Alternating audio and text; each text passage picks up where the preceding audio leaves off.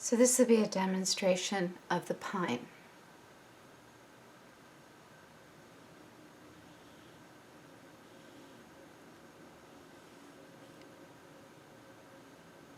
So first I'll paint some branches.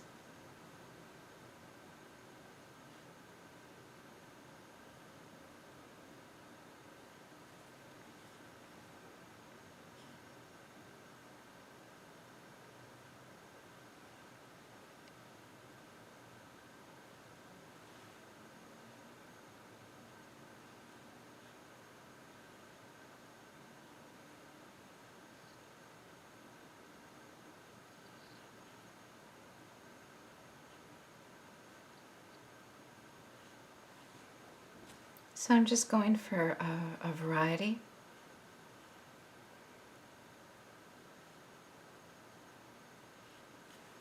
Sort of horn of the deer arrangement. And next I'll add some pine needles.